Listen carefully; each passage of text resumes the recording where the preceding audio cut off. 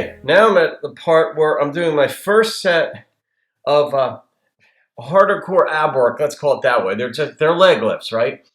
And I normally do 72, a total of 72 of these. But I want to point one thing out at the very onset as I'm thinking of it, because the way I do my leg lifts is I come up, like typically I'm trying to keep my knees together as well as my heels together. And I keep my hands and arms over my head when I do this, and I flex down, stretch up.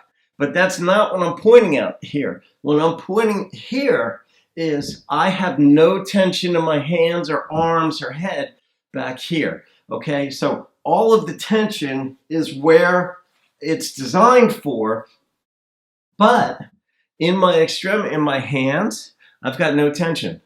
See? And I'm aware of that. So I've got tension in my body. I'm feeling tension because that's what core work is. That's what even stretching is. You're putting some tension somewhere in your body, no matter how you're stretching.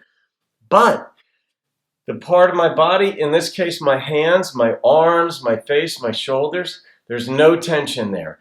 And that kind of awareness will help you off the mat when you're starting to feel that tension in some situation. And you're like, okay, I forgot to mail that bill out today, and I don't know what the implications are, but I'm going to be chill.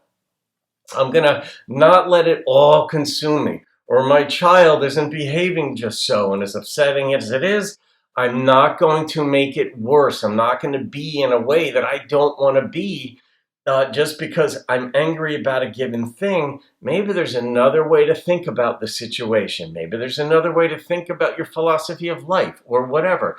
But a simple thing like keeping no tension back here, as long as you're doing it purposely and you understand why you're doing it that way, it will begin to train your mind, or whatever it trains, your brain, your heart, your being, off the mat, so that your intention is realized, that you just slowly but surely start being more in control of yourself and not wrecking situations. You'll develop a self-esteem out of that self-control. And when you have a greater self-esteem, you generally don't get angry as much, not nearly as much. So there we go. I got to get back to doing my ab work, but I wanted to say that while I was thinking of it. Namaste. Whoops, I fell over.